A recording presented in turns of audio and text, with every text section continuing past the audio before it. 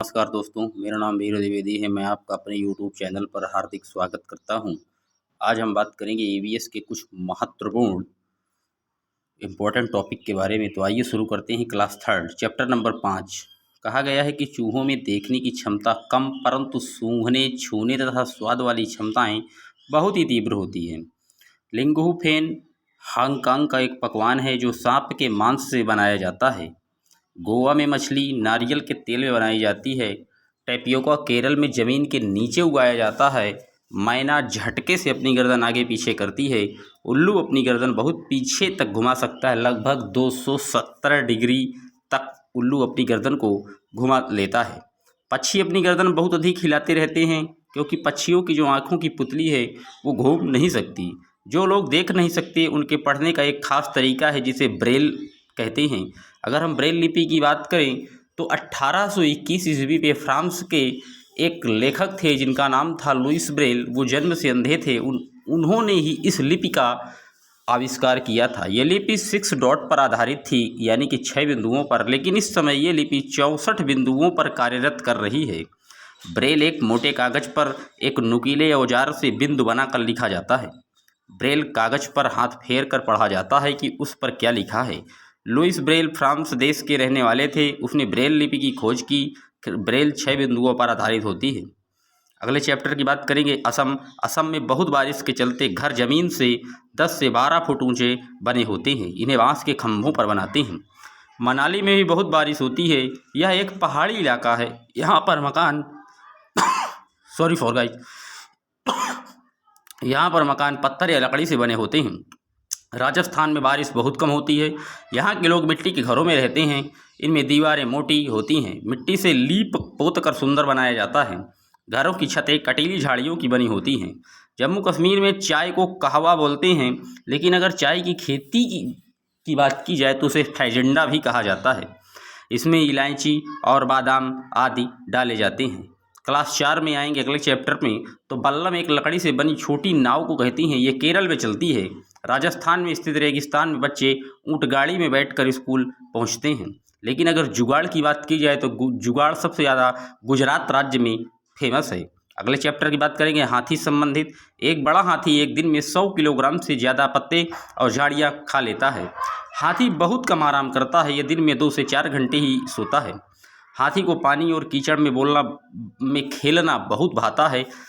इससे उसके शरीर को ठंडक मिलती है। हाथी के कान पंखे की तरह होते हैं। गर्मी लगने पर हाथी अपने कान हिलाकर हवा करता है। 3 महीने के हाथी का वजन लगभग 200 किलोग्राम होता है। हाथियों के झुंड में केवल हथनियाँ और बच्चे रहती हैं। इनके झुंड में जो बुजुर्ग हस्ती होती है वह झुंड की नेता होती हैं। हाथी 14 से 15 साल तक ही इस झुंड में रहते हैं, फिर वे झुंड छोड़ देते हैं और अकेले रहते हैं। अगले चैप्टर की बात करेंगे खेजड़ी। खेजड़ी राजस्थान में जोधपुर के खेजड़ी गांव में मिलते हैं। यहाँ के लोग बिश्नोई कहलाते हैं। यहाँ शिकार व पेड़ काटना निषेध है। खेजड़ी का पेड़ ये रेगिस्तान इलाके में पाया जाता है। इसे ज़्यादा पानी की ज़रूरत नहीं होती। इसकी जो छाल है वो दवा के काम आती है और इसकी लकड़ी को कीड़ा भी नहीं लग सकता। खेजड़ी के पेड़ के फलियों की सब्जी बनाई जाती है। इसकी पत्तियों को वहाँ पर रहने वाले जानवर खाते हैं और इसकी छाया में बहुत से बच्चे खेलते भी हैं। अगले चैप्टर की बात करेंगे। नौचाचा गांव बिहार में मुजफ्फरपुर ज़िले में पड़ता है। इस इलाके में बहुत सारे लीची के पेड़ हैं। लीची के फूल मधुमक्खियों को लुभाते हैं। ये फरवरी में खिलते हैं। अक्टूबर से दिसंबर तक का समय मधुमक्खियों के अंडे देने का होता है, अतः यह समय मधुमक्खियों के पालन के लिए उचित समय है। मधुमक्खी एक समूह में कार्य करती हैं, कॉलोनी में रहती हैं। हर छत्ते में एक रानी मक्खी होती है जो अंडे देती है। छत्ते में कुछ नर मक्खी भी होती हैं। छत्ते में बहुत सारे काम करने वाली मक्खियाँ भी होती हैं। ये दिन भर काम करती हैं। शहद के लिए फूलों का रस ढूंढती हैं। जब किसी मक्खी को रस मिल जाता है तो वो एक तरह का नाच करती हैं। उसमें दूसरी मक्खियों को पता चल जाता है कि रस कहाँ है। वे रस से शहद बनाती हैं और छत्ता बनना, बच्चों को पालना भी। ये ना हो तो ना छत्ता बने और ना ही शहद। शहद के बिना छत्ते की सारी मधुमक्खियाँ भूखी ही रह जाती हैं। नर मक्खी छत्ते के लिए कुछ खास काम नहीं करती। सभी चींटियों का काम भी बटा होता है। रानी चींटी अंडे देती है। सिपाही चींटी बिल का ध्यान रखती है और मजदूर चींटियाँ बिल तक भोजन ढूंढ कर लाती हैं। दीमक और ततैया भी इसी तरह समूह में कार्य करते हैं। अगले चैप्टर की बात करेंगे। चैप्टर नंबर 6 गांधीधाम अहमदाबाद में और वलसाड गुजरात में है और कोझिकोड केरल में है। मडगांव गोवा राज्य में स्थित है। गोवा से केरल तक रेल के रास्ते में 92 सुरंगें और लगभग 2000 पुल मिलते हैं। मलयालम में माँ की बड़ी बहन को वलियम्मा और नानी को अमुम्मा कहते हैं। केरल के कई भागों में एक जगह से दूसरी जगह जाने के लिए फेरी और अन्य तरह की नावों का इस्तेमाल होता है। अगले चैप्टर की बात करेंगे, चैप्टर नंबर 10। कर्णम मल्लेश्वरी एक वेट लिफ्टर हैं, आंध्र प्रदेश की रहने वाली हैं। इन्होंने भारत के बाहर 29 मेडल जीते हैं।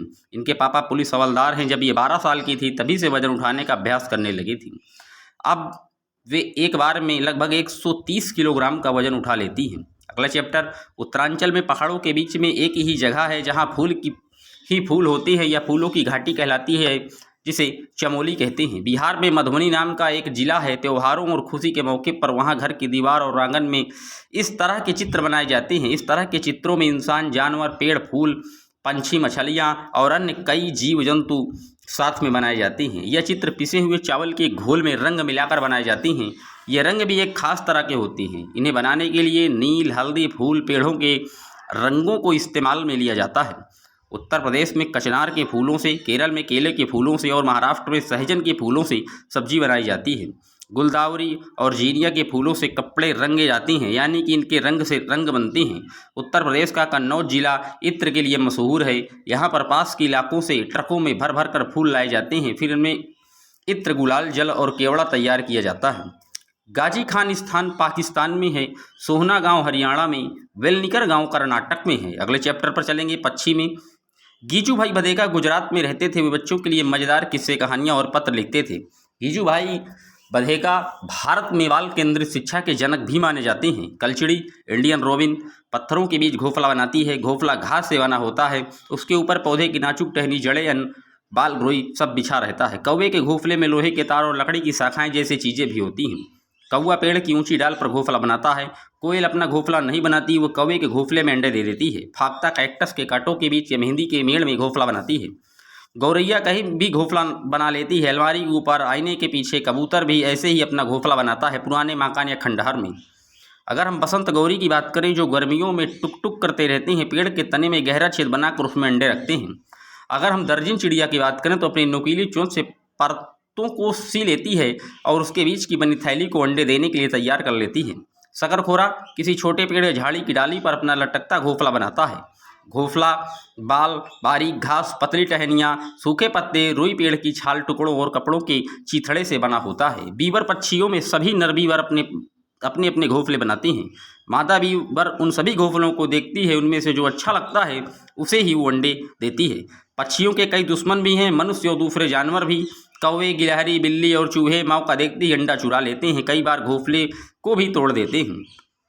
गाय की आगे के दांत छोटे होते हैं। पत्तों को काटने के लिए, घास चबाने के लिए पीछे के दांत चपटे होते हैं। बिल्ली के दांत नुकीले होते हैं, जो मांस फाड़ने और काटने के काम आते हैं। सांप के दांत होते तो नुकीले हैं, पर वो अपने शिकार को चबाकर नहीं खाता बल्कि पूरा निगल जाता है। गिलहरी के दांत हमेशा बढ़ते रहते हैं। दांतों से काटने और कुतरने के कारण इसके दांत घिसते रहते हैं। कुछ पक्षी हमारी तुलना में 4 गुना अधिक दूरी तक देख सकते हैं, जैसे चील, बाज, गिद्ध। लेकिन अगर हम 6 गुना की बात करें तो सिर्फ बाघ है जो 6 गुना देख पाता है। अगले चैप्टर पर चलेंगे, चैप्टर नंबर 18। नल्लामड्डा आंध्र प्रदेश में, बाजार गांव महाराष्ट्र में है। कप्परेट मुंबई में है। होलगुडी गांव कर्नाटक में है। बरगद के पेड़ की लटकन जिस पर बच्चे झूलते हैं, असल में इसकी जड़ें हैं। वे टहनियों से निकलती हैं और बढ़ते बढ़ते जमीन के अंदर चली जाती हैं। ये मजबूत खम्भों की तरह पेड़ों को सहारा देती हैं। रेगिस्तान ओक, जो कि ऑस्ट्रेलिया में पाया जाता है, यह बहुत लंबा होता है, पत्तियां बहुत कम होती हैं। इसकी जड़ें जमीन में बहुत गहरी जाती हैं। 30 पेड़ जमीन में लिटा दिए जाएं उतनी गहरी जाती हैं। यह पानी पेड़ के तने में जमा होता है। जब कभी इस इलाके में पानी नहीं होता तो वहाँ के लोग इसके तने के अंदर पतला पाइप डालकर पानी निकाल लेते हैं। बिहू त्यौहार असम में चावल की फसल काटने पर मनाया जाता है। इस त्यौहार पर बिहू नृत्य भी होता है। बिहू से पिछले दिन की शाम को उरुका कहते हैं। बोरा और चेवा चावलों के 2 प्रकार हैं जो पकने के बाद चिपचिपे हो जाती हैं। इसे असम में खाया जाता है। मुक्तरपुर गांव आंध्र प्रदेश के पोचमपल्ली जिले में है। पोचमपल्ली जिले में ज़्यादातर परिवार बुनकर हैं। इस बुनाई को पोचमपल्ली के नाम से पहचाना जाता है। मलयालम में चिट्टापन चाचा को और कुंजमा चाची को कहते हैं। चेन्नई से कोच्चि ट्रेन से जाने पर 12 घंटे लगते हैं। अबू धाबी देश रेगिस्तानी इलाके में है। वैसे भी रेगिस्तान में बारिश नहीं होती। वहाँ पानी बहुत कीमती है। वहाँ ना बारिश है, ना ही नदियाँ, ना झील और ना ही तालाब। ज़मीन के नीचे भी वहाँ पानी नहीं है। यहाँ की स्थानीय भाषा अरबी है। अबू धाबी में रुपए को दिरहम बोलते हैं, लेकिन वहाँ रेतीली ज़मीन के नीचे तेल होता है, इसीलिए तो वहाँ पेट्रोल आसानी से मिल जाता है। वहाँ पेट्रोल पानी से सस्ता है। अबू धाबी में सिर्फ खजूर के ही पेड़ दिखाई देते हैं, क्योंकि वही एक ऐसा पेड़ है जो वहाँ पर उग सकता है। कैप्टन की बात करते हैं। वहीदा प्रिज्म एक लेफ्टिनेंट कमांडर है, भारतीय नौसेना में डॉक्टर है और नौसेना में समुद्री जहाज पर काम करने वाली गिनी चुनी महिलाओं में से एक है। ये पहली महिला है जिन्होंने एक पूरी परेड की कमाल संभाली है। जम्मू कश्मीर के रजौरी जिले के बहुत छोटे थन्ना मंडी गांव नामक गांव से है। प्रिज्म से तात्पर्य है कि वो 7 रंग दिखलाता है। अगले चैप्टर पर चलते हैं। स्किटिपोपुल गांव लद्दाख में है। लद्दाख में माँ को अम्मा ले और पिताजी को आवा ले कहते हैं। अगले क्लास की जब बात करते हैं, क्लास 5 चींटियों के बारे में। चींटी कुछ ऐसा जमीन पर छोड़ती हैं जिसे सूंघ कर वो एक दूसरे के पीछे चलती है। मच्छर हमारे पैरों के तलवे की गंध और हमारे शरीर की गर्मी से हमें ढूंढ लेते हैं। रेशम का कीड़ा अपनी मादा को उसकी गंध से कई किलोमीटर दूर से ही पहचान लेता है। सड़कों पर कुत्तों की भी जगह बटी होती है।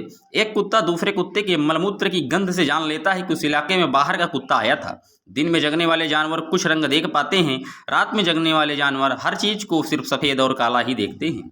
चीलबाज और गिद्ध जैसे पक्षी हमसे 4 गुना ज़्यादा दूर से देख पाते हैं। जो चीज़ हमें 2 मीटर की दूरी से दिखाई पड़ती है, वही चीज़ को ये पक्षी 8 मीटर की दूरी से देख लेते हैं। सांप के बाहरी कान नहीं होते। जमीन पर हुए कंपन की ध्वनि से ही वो अनुक्रिया कर पाते हैं।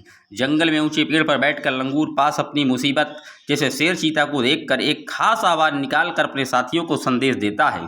इस काम के लिए पक्षी भी खास आवाज़ें निकालते हैं। मछलियाँ खतरे की चेतावनी पर एक दूसरे को बिजली की तरंगे देती हैं। डॉल्फिन भी अलग तरह की आवाज़ें निकालती हैं और एक दूसरे से बात करती हैं। अगर हम बात करें सलात की, तो ये भालू जैसे दिखता है पर भालू है नहीं। ये दिन के करीब 17 घंटे पेड़ों से उल्टे सिरे लटक कर मस्ती से सोते हैं। ये जिस पेड़ पर रहते हैं उसी के पत्ते खाकर पलते हैं, इसीलिए इन्हें कहीं जाने की ज़रूरत नहीं पड़ती। जब ये अपने पेड़ के सारे पत्ते खा लेता है तभी ये पास के पेड़ पर जाते हैं। लगभग 40 वर्ष के अपने पूरे जीवन काल में मुश्किल से 8 पेड़ पर घूम पाते हैं। ये सप्ताह में एक बार ही सोच करने के लिए पेड़ से नीचे उतरते हैं। बाघ अंधेरे में हमसे 6 गुना बेहतर देख सकता है। बाघ की मूछें हवा में हुए कंपन को भांप लेती हैं और उसे शिकार की बिल्कुल सही स्थिति का पता चलता है। इससे अंधेरे में भी रास्ता ढूंढने में मदद मिलती है। बाघ मौके के अनुसार अपनी आवाज़ बदलता रहता है। बाघ का गुरना 3 किलोमीटर तक सुनाई देता है। बाघ अपने इलाके में मूत्र करके अपनी गंध छोड़ते जाते हैं। यह इलाका कई किलोमीटर बड़ा हो सकता है। एक बाघ दूसरे बाघ के मूत्र की गंध को झट से पहचान लेता है। बाघ हवा से पत्तों के हिलने और शिकार के झाड़ियों में हिलने से हुई आवाज़ में अंतर को भांप लेता है। उसके दोनों कान बाहर की आवाज़ इकट्ठा करने के लिए अलग अलग दिशाओं को बहुत ज़्यादा घूम भी जाते हैं। हमारे देश की सरकार इन्हें बचाने के लिए बहुत से जंगलों को सुरक्षा दे रही, जैसे उत्तराखंड का Jim Corbett national park, Rajasthan के भरतपुर जिले में घाना। इन जंगलों में जानवरों का शिकार क्या है? मना है। सांप के बारे में बात करते हैं। Chapter number 2। सपेरों की एक जाति को कालबेलिया कहते हैं। नाग गुम्फन ऐसे डिजाइन रंगोली, कढ़ाई और दीवारों को सजाने के लिए सौराष्ट्र, गुजरात और दक्षिण भारत में प्रयोग किए जाते हैं। बीन, तुम्बा, खंजरी और ढोल बीन पार्टी के बाजे हैं। ढोल के अलावा बाकी 3 बाजे सूखी लौकी से बनाई जाती हैं। हमारे देश में पाए जाने वाले सांपों में केवल 4 तरह के सांप ही पाए जाते हैं जो जहरीले हैं। नाग, करा, दुबैया, अफाई। सांप जब किसी को काटता है तो उसके 2 खोखले जहर वाले दांतों से उस व्यक्ति के शहर में जहर चला जाता है। इस जहर से बचने का एक ही उपाय है। जिस व्यक्ति को सांप ने काटा है उसे तुरंत जहर के असर को खत्म करने वाली दवाई सीरम दी जाती है। यह सीरम भी सांप के जहर से ही बनाया जाता है। उड़ीसा के कालाहांडी जिले में सबसे अधिक चावल पैदा किया जाता है, दूसरे राज्यों में बेचा जाता है। आत्रेयपुरम की बात करें, आंध्र प्रदेश में स्थित है। यहाँ पर मामिंडी, तांड्रा पापड़ बनाए जाते हैं। ये 4 हफ्तों में बनते हैं। पुणे से कोलकाता तक रेलगाड़ी से जाने में 2 दिन लग जाते हैं। Chapter number 5। अगर हम बात करें नेफेंथीस की, ये पौधा कीड़े मकोड़ों और छोटे जीवों का शिकार करता है। ऐसे पौधे ऑस्ट्रेलिया, इंडोनेशिया, भारत के मेघालय राज्य में पाए जाते हैं। इसका आकार लंबे घड़े जैसा होता है जिसके ऊपर पत्ती का ढक्कन लगा होता है। घड़े से खास खुशबू निकलती है जिसकी वजह से कीड़े खींचे चले जाते हैं। पौधे के ऊपर पहुंचते ही कीड़े अंदर फंस जाते हैं और बाहर नहीं निकल पाते। स्विट्जरलैंड के जॉर्ज मेंटल ने 1948 में वेल्क्रो बनाया था। वेल्क्रो से दोनों सतह चिपक जाती हैं। खुलने पर चरचर की आवाज़ आती है। ये बस्ते, कपड़े, जूते, पट्टे आदि पर लगाई जाती जाती हैं। पौधे स्वयं भी अपने बीजों को दूर छिटक देते हैं, जैसे सोयाबीन की फलियां पक कर सूख जाती हैं तो छिटक कर बिखरने लगती हैं। मिर्ची को पुर्तगाल देश के व्यापारी दक्षिण अफ्रीका से भारत लाए थे। भिंडी अफ्रीका से, गोभी और मटर यूरोप से, सोयाबीन चीन से आई थी। चैप्टर नंबर 6, 60 साल पुराना तालाब। घाटसीसर नामक तालाब जैसलमेर के राजा घाटसी ने बनवाया था। इसके दोनों तरफ पक्के घाट, सजे हुए बरामदे, कमरे को बड़े हॉल आदि थे। मीलों तक फैले इस घाटसीसर में बारिश का पानी इकट्ठा होता है। जब तक लबालब भर जाता है तो पानी बहकर नीचे बने हुए तालाब में चला जाता है। इस तरह 9 तालाब जुड़े हुए होते हैं। पानी की कोई परेशानी नहीं होती थी। अल-बरूनी की बात करें तो 1000 से भी ज़्यादा साल पहले भारत आए, ये उज़्बेकिस्तान से आया था। अल-बरूनी ने बहुत से बारीकी सी चीज़ों और जगहों को देखा। उन्होंने लिखा कि अगर हमारे देश के लोग इन्हें देखेंगे तो हैरान ही रह जाएंगे। यहाँ भारत के लोग तालाब बनाने में भी तो माहिर है। बहुत बड़े भारी भारी पत्थरों को लोहे के कुंडों और सरियों से जोड़कर तालाब के चारों तरफ चबूतरे बनाए जाते हैं। बाबड़ी सीढ़ियाँ जमीन के नीचे कई मंजिल तक जाती हैं ताकि पानी ऊपर खींचने की बजाय लोग खुद पानी तक पहुँच सकते हैं। इसे सीढ़ीदार कुआं भी कहते हैं। मृत सागर की बात करें, दुनिया का सबसे नमकीन सागर है। लगभग 1 लीटर पानी में 300 ग्राम नमक पाया जाता है। मृत सागर में हम ऐसे तैर सकते हैं जैसे आराम से लेटे हों, क्योंकि यहाँ पर जो डेंसिटी है वो ज़्यादा होती है। सन 1930 में भारत में अंग्रेजों ने आम लोगों के नमक बनाने पर रोक लगाई थी। गांधी जी का कहना था, जो चीज़ें हमें कुदरत ने दी हैं उसे बनाने पर बंदिशें कैसे। दांडी यात्रा। गांधी जी ने लोगों के साथ मिलकर अहमदाबाद से दांडी के समुद्र तट की एक लंबी यात्रा की और इस गलत कानून को तोड़ा था। मलेरिया की बात करें तो मलेरिया मादा मच्छर एनाफ्लिस से फैलता है। सिनकोना पेड़ की छाल से मलेरिया की दवा बनाई जाती है। हीमोग्लोबिन या आयरन की कमी से होता है। इसमें गुण, आंवला और हरी पत्तेदार सब्जियां जरूर खाना चाहिए। मच्छर पानी में अंडे देते हैं। इन्हीं से पतले व छोटे भूरे रंग के कीड़े निकलती हैं जिन्हें लार्वे कहते हैं। रोनाल्ड रॉस ने बताया था कि मलेरिया मच्छर से फैलता है। यह भारतीय मूल के थे। रोनाल्ड रॉस को 1902 में चिकित्सा के क्षेत्र में नोबेल पुरस्कार से सम्मानित किया गया। 1905 में मरते हुए भी वो कह रहे थे कि कुछ ढूंढ लूँगा, नया ढूंढ लूँगा। मिजोरम में मिजो भाषा बोली जाती है। पहाड़ से उतरने को पर्वतारोही रैपलिंग कहते हैं। स्लिंग यह एक तरह का हुक होता है जो नदी पर मोटे रस्से में डाला जाता है। पिट ऑन उन खूंटों को कहते हैं जो दोनों किनारों पर बने होते हैं। बचेंद्री पाल गढ़वाल के नाकुरी गांव की रहने वाली थी। 12 वर्ष की उम्र में ही 4000 मीटर ऊंची पहाड़ की चोटी पर चढ़ गई थी। नेहरू इंस्टीट्यूट ऑफ माउंटेनियरिंग से उन्होंने पहाड़ चढ़ने के ट्रेनिंग ली थी। उन्हें गाइड करने वाले थे ब्रिगेडियर ज्ञान सिंह। 23 मई 1948 को दिन के 1:07 पर 8900 मीटर ऊंची चोटी माउंट एवरेस्ट, जो कि नेपाल में सागर माथा के नाम से जाना जाता है, कदम रख दिया था। बचेंद्री पाल भारत की पहली और संसार की 5वीं ऐसी महिला बनी जिन्होंने एवरेस्ट पर कदम रखा था। गोलकुंडा के किले की बात करें तो सन 1518 से 1687 तक यहाँ कुतुबशाही सुल्तानों ने एक के बाद एक राज किया। यह हैदराबाद भी स्थित है। उसमें भी पहले सन 1200 में यह किला मिट्टी का बना था और यहाँ दूसरे राजाओं का राज था। औरंगजेब बादशाह की पूरी फौज बंदूक और तोपों के साथ यहाँ हमला करने आई थी, पर वह किले में घुस भी नहीं पाई। उसकी पूरी सेना 8 महीने तक बाहर ही बैठी रही, मोटी दीवार और लंबी खाई के कारण। सुल्तान अबुल हसन गाना बजाना और कुचिपुड़ी नृत्य का शौकीन था। मल्लापुरम जिला केरल में स्थित है। किताब how we found the earth in round by Isaac एरनो ने बताया गया है कि सदियों से अलग अलग संस्कृतियों में इंसानों ने पृथ्वी के बारे में क्या क्या सोचा है। नील आर्मस्ट्रांग की बात करें तो चांद पर उतरने वाले पहले व्यक्ति थे। वे चांद पर सन 1969 में गए थे। सुनीता विलियम्स अंतरिक्ष में सबसे लंबे समय तक रहने वाली पहली महिला हैं। तारे अक्सर टिमटिमाते हैं। उपग्रह कोई चमकती चीज अगर तेज गति से चली दिखे तो वह कहलाती है टूटता तारा, उल्का पिंड, जो कि पृथ्वी पर वायुमंडल में आते ही जल उठता है घर्षण के कारण। अहमदाबाद से 18 किलोमीटर दूर अडालाज की बावड़ी स्थित है।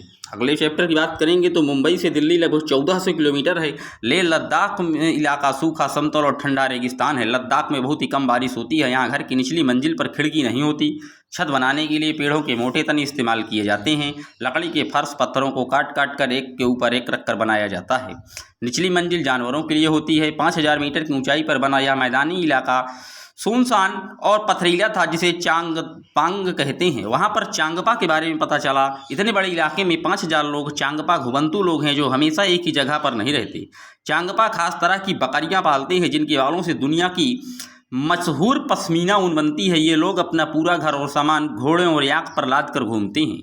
ये लोग अपने टेंटों को रैम्बो कहते हैं। पश्मीना साल में 6 स्वेटरों के बराबर गर्मी होती है। यह एक पहाड़ी बकरी की खास नस्ल के बालों से बनती है जो लगभग 5000 मीटर की ऊंचाई पर भी पर रह सकती हैं। यहाँ सर्दियों में तापमान 0 डिग्री सेंटीग्रेड से बहुत कम चला जाता है। यह गर्म पर मोटी बिल्कुल नहीं होती। एक पश्मीना शाल को बनाने में लगभग 250 घंटे का समय लगता है।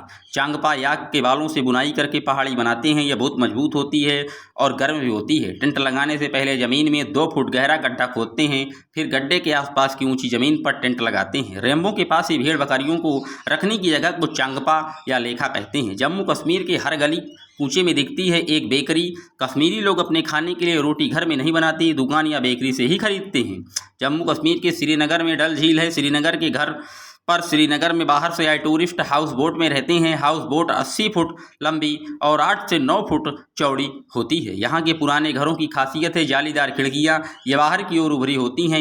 इन्हें डप कहते हैं। बोट की तरह बने लकड़ी के डोंगे पानी पर तैरते रहते हैं। श्रीनगर की डल झील और झेलम नदी में इन लोगों में कई परिवार रहते हैं। कश्मीर के गांवों में पत्थरों को काटकर एक के ऊपर एक रख कर बनाए गए घर कश्मीर के गांवों में दिखते हैं।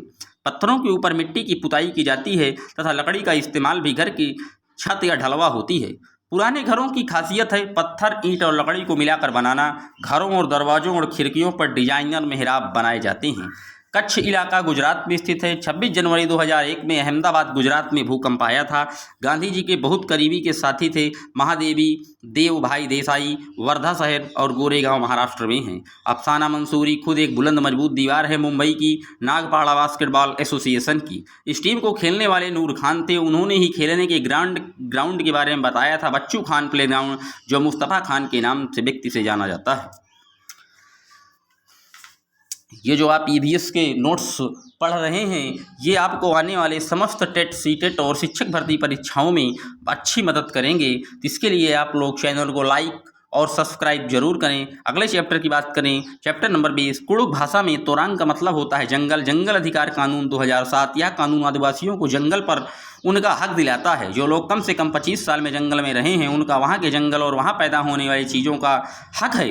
उन्हें जंगल से ना हटाया जाए। जंगल बचाने का काम भी उनकी ग्राम सभा करे। मिजोरम में खेती की लॉटरी निकाली जाती है। ज़मीन को साझा मानकर सब लोगों को बारी बारी उस ज़मीन पर खेती करने का मौका मिलता है। एक टीन ज़मीन, एक टीन बीज। हम जितनी ज़मीन में बोते हैं उसे ही एक टीन ज़मीन कहते हैं।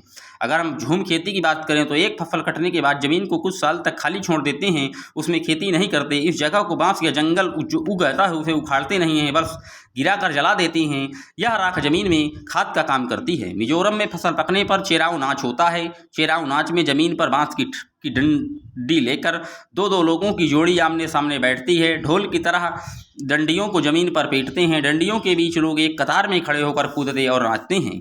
मिजोरम में लगभग 3/4 लोग जंगल में निवास करते हैं। अगले चैप्टर की बात करें तो ऑस्ट्रिया में रहने वाले ग्रेगर जॉन मेंडल का जन्म 1882 में हुआ था। ग्रेगर जॉन मेंडल ने खोज की मटर के पौधों में कुछ ऐसे गुण होते हैं जो जोड़ियों में आते हैं, जैसे बीज का चिकनापन, खुरदुरा होना, पीला या हरा होना। पर चिकने बीज वाले और खुरदरे बीज वाले पौधों के बच्चे भी, यानी अगली पीढ़ी के पौधों में बीज या तो चिकने होंगे या खुरदरे होते हैं। ऐसा नहीं होता कि एक बीज थोड़ा चिकना और थोड़ा खुरदुरा बन जाए। इसी तरह रंग के गुण में अगली पीढ़ी के पौधे में बीज या तो पीले होते हैं या हरे। पीला और हरा गुण मिलकर कोई नए रंग का बीज नहीं बनाते। अंततः मेंडल ने तो यही बताया कि मटर की अगली पीढ़ी के पौधों में ज़्यादा पीले बीज वाले ही होंगे। अगर हम बात करें मेंडल की तो ग्रेगर जॉन मेंडल को आनुवंशिकी का जनक भी कहा जाता है। आइए बात करते हैं पोलियो की। जीवाणु से फैलने वाला रोग है, यह जन्मजात नहीं होता। अगर हम बात करें पूरण पोली की तो चने की दाल की मीठी रोटियों को कहते हैं पूरण पोली। जिन जानवरों के बाहरी कान व शरीर पर बाल होते हैं वे बच्चे देते हैं। जिन जानवरों के बाहरी कान व शरीर पर बाल नहीं होते वे अंडे देते हैं। कांसा 2 धातुओं से मिलकर बनी है, तांबा और टिन। और खाना पकाने के जो अच्छे तरीके हैं वो सेंक कर हैं, तल कर हैं और भून कर हैं। लेकिन सबसे अच्छे खाने पकाने की अगर हम विधि की बात करें तो वो भाप द्वारा खाना सबसे अच्छे तरीके से पकता है। मैं आपको बता दूं कि ये नोट्स जो आप पढ़ रहे हैं ये आने वाले टेट, सीटेट और सुपर टेट में आपको बेहतरीन मददगार साबित होंगे। तो आइए बात करते हैं। पक्षी एक ही समय में 2 अलग अलग चीज़ों पर नज़र डाल लेते हैं। जब ये बिल्कुल सामने देखते हैं तब इनकी दोनों आंखें एक ही चीज़ पर होती हैं। सन 2004 दिसंबर में आए सुनामी के कुछ समय पहले जानवरों के अजीब व्यवहार और उनके द्वारा दी गई चेतावनी भरी आवाज़ों को अंडमान की एक खास आदिवासी जाति समझ गई। समझ गई उन्होंने वह इलाका खाली कर दिया था। हाथी को उनके दांतों और गैंडों को सींग, शेर मगरमच्छ और सांप को उनकी खाल, कस्तूरी हिरण को थोड़ी सी खुशबू के लिए यहाँ का आदमी मार देता है। सांप किसान के दोस्त होते हैं, सांप ना हो तो फसलों को चूहों से कौन बचाएगा। जॉर्ज मिस्ट्रल ने बताया था, पाया कि बीज चिपक जाते हैं कपड़ों पर। माइक्रोस्कोप की सहायता से देखा कि बीजों में छोटे छोटे हुक होते हैं। यह देखकर मिस्ट्रल को आइडिया आया वेलक्रो बनाने का। चाय असम के, कॉफ़ी अफ्रीका से। उत्तराखंड में एक नई दुल्हन ब्याह के बाद वो झरने या तालाब पर जाकर सिर झुकाती है। आज शहरों में इस रिवाज का एक मज़ेदार रूप दिखता है। बात करेंगे अगले टॉपिक की तो कुल्लू शाल के लिए, असम सिल्क, मधुबनी पेंटिंग के लिए, कश्मीर कढ़ाई के लिए, केरल में भी नारियल के ब्रश, पोचमपल्ली और कलमकारी साड़ियों के लिए प्रसिद्ध हैं। प्लास्टिक और पेंट को बनाने के लिए भी तेल का इस्तेमाल किया जाता है। लेह लद्दाख सफ़ेद पत्थर के मजबूत घरों को देखा। झूले झूले स्वागत बच्चों द्वारा किया जाता है। वहाँ का घर पत्थरों को काट कर एक के ऊपर एक रखकर बनाया जाता है। चांगपा की भाषा में चांगपा का मतलब ऐसी जगह है जहां बहुत कम लोग रहते हैं। ऊंचाई पर जाने में हवा में ऑक्सीजन की मात्रा कम होती जाती है। 40 डिग्री सेंटीग्रेड इतनी सर्दी से बचने के लिए बकरियों के शरीर पर बहुत ही बारीक और नरम बाल उगाते हैं जो गर्मियों में झड़ जाते हैं। झूम खेती की बात करें तो फसल के समय भी अनचाही घास और पौधों को उखाड़ते नहीं हैं, उन्हें गिरा देते हैं ताकि ज़मीन की मिट्टी में फैल जाएं। इससे ज़मीन और अधिक उपजाऊ बन जाती है। तो आज बात करते हैं वन लाइनर के रूप में। उल्काप जो पृथ्वी का वायुमंडल प्रवेश करते ही आग पकड़ लेते हैं। क्वथन और वाष्पीकरण में अंतर। वाष्पीकरण किसी भी तापमान पर हो सकता है, जबकि किसी भी तापमान पर हो सकता है, जबकि क्वथन एक निश्चित टेम्परेचर पर होता है। नींबू साधारण पानी में डूब जाता है लेकिन नमकीन पानी में तैरता है, क्योंकि डेंसिटी अधिक होती है। घनत्व के कारण ऐसा हो पाता है। तो ये वीडियो आपको कैसा लगा आप लोग कमेंट बॉक्स में ज़रूर बताइएगा, और चैनल को ज़्यादा से ज़्यादा लोग सब्सक्राइब करें और लाइक करें। मिलते हैं एक और वीडियो में। Thanks for watching my video. Thank you.